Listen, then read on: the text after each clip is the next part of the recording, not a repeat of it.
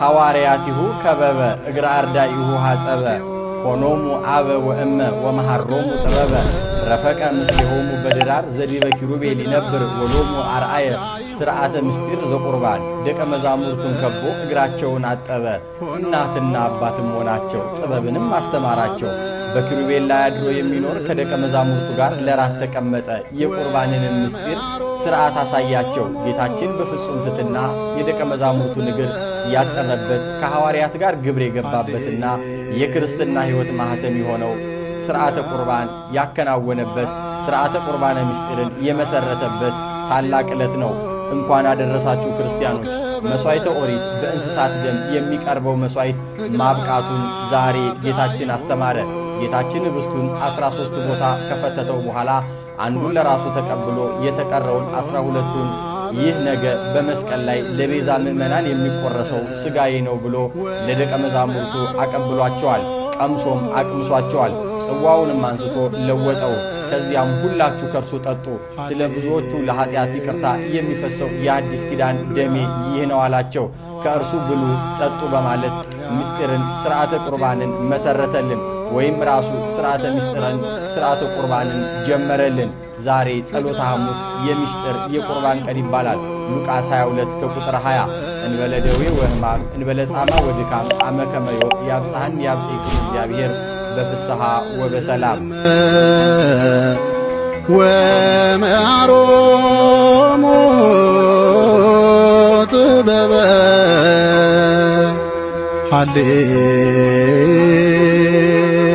ሃሌሉያ። ነገ አሁን የቻለ ሰው ዛሬ ምግብ ከተመገበ 3 ቀን ማክፈል ስላለበት ነገ አይበላ፣ ከነገ ወዲያም አይበላ። ቅዳሴ አስቀድሶ ነው እሁድ ቀን ሌሊት የሚበላ 3 ቀን ያከፍላል። አሁን በተለይ ቅዳሴ ያልቻለ ሰው ነገ ከስቅለት መጽአር ትንሽ ለቁመተ ሥጋ ይበላና ቅዳሜን ይጾማል። ጾሙ ሆነ ያልችለ መረቀን ሙሉ ቅዳሜን ሙሉ እንደ ዓርብ ብቻ በልቼ ቅዳሜን ሙሉ እንደምትሉ ሰዎች እስቲ ቀራዩን አስቡት። አንድ ቀን በቃ እሱ ለኛ የከፈለውን ዋጋ እኮ ስታዩ ትረሱታላችሁ። ሌላ የለም ነው የሚያስብለው። ትንሣኤውን ሳላይ አልበላም እኮ የጌታዬ ፍቅር ያገብረኛል እኮ።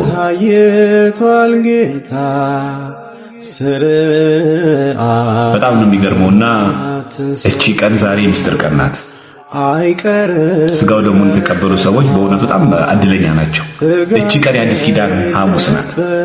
የብሉይ ሳትሆን የሐዲስ ኪዳን ሐሙስ ምስጢረ ሥርዓት የተፈጸመባት ሥጋው ደግሞ ለሐዋርያት የተሰጠበት ያ የበግ የፍዳ ሁሉ ቀርቶ የተሸጋገርንባት ቤተ ክርስቲያን ወንጌል እንደምታውቅ ያስመሰከረችበት ዕለት ነው።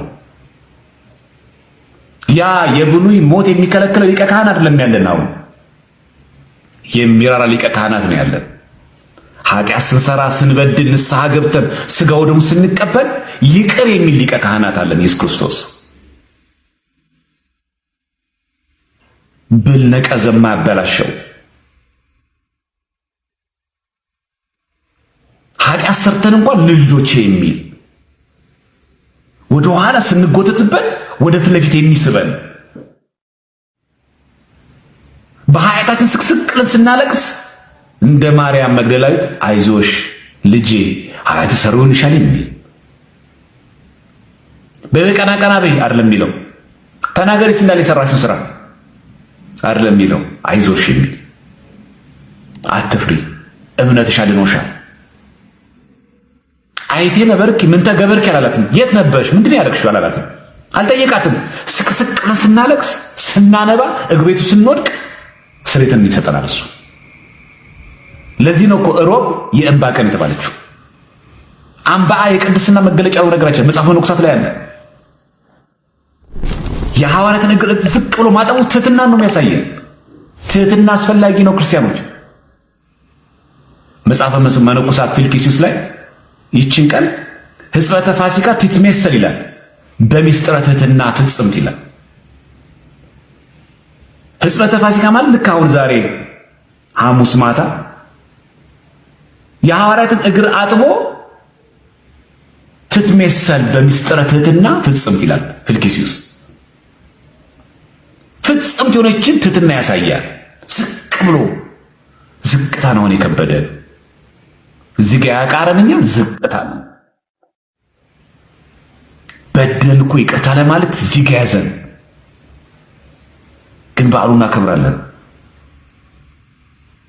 ተሳድበን ይቅርታ ማለት ከበደን፣ እዚህ ጋር እንቆያዘን፣ ዝቅ ማለት ከበደን። ይሄ ቤተክርስቲያን ስንገኝ ምናምን መሬት እያስነኩ ዝቅታ አይደለም። የእውነት ዝቅታ ከልብ የሆነ ትሕትና፣ ለተሪዮ አይደለም፣ ለሾ ለቪዲዮ አይደለም። ስለዚህ አረጋውያንን ስንመግብ የተቸገሩ ስትረክ ከጎረቤት ይጀምር፣ አጠገባችን ካሉ ሰዎች ጀምሩ። ነገ ስቅለት ስትሄዱ ረዳት ከሌላቸው ጓደኞቻችሁ ጋር አብራችሁ ዓመት ሙሉ ረስታችሁት ያልደወላችሁለት ጓደኛችሁ የለም? እየፈለጋችሁ ላግኝህ እያሉ የሚያማክሩ መንፈሳዊ ነገር ኖሮ እኛ ያጣን አልገኛላቸው። እስቲ ከነሱ ጋር ነው ነገ ስቅለት። እሱ ኮምቦልቻ ጋር ተሰቅሎ የለ እኛ ምን ንቃችሁ ሰዎች ጋር ሲንሰቀል እኛ ምን ድስቲ ነገር ከከበሩ ሰዎች ጋር አይደለም። 10 ሰዓት ሲሆን ትልቅ ምንጣፍ ይዘን ሄደን ከነፍራሽ ጋር ይዘን አይደለም። ፍራሹን ተውትና ተራሱንም ተውትና እስቲ ነገ ይቆርቁረን። በሰው ዘንድ ከተጠሉት ረዳት ከሌላቸው መካሪ ካጡት ሰው ከራባችሁ ሰዎች ጋር ነገ ስቅለትን አብረናቸው ነው። ያ ነው በዓል ማክበር፣ ያ ነው ፋሲካ፣ ያ ነው እግዚአብሔር የሚወደው በዓል አከባበር። እንዲህ ማድረግ ከቻልን ነው እውነተኛ ኦርቶዶክሳዊ ሕይወት ከውስጣችን ላይ የሚዋሃደው። የመስቀሉ ፍቅር ሲገባን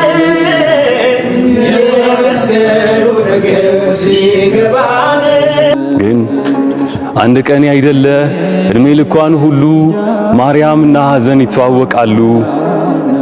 አለቀሰች ሲጎትቱት ከምን ትግባ ሲገርፉባት፣ ዓይኗ እያየ ነበር ልጇን ይገፉባት። እናቴ ሲጠጣ ከፊቷ አይታለች አሞቱ፣ ቆማ ታዘበችው ሞትን እስከ ሞቱ። ወርቅ ልጅ ቀብራለች ተፈትና በእሳት፣ መከራ ያውቃታል ሰው ባያስታውሳት።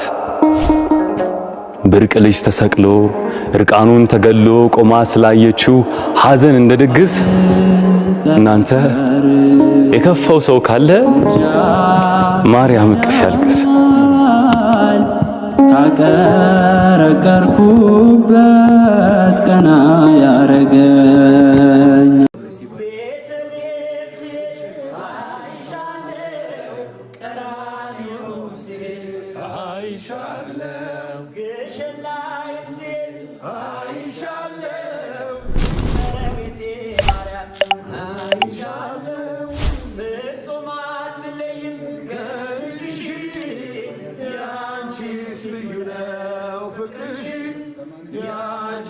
ልዩ ነው ፍቅርሽ የመስቀሉ ፍቅር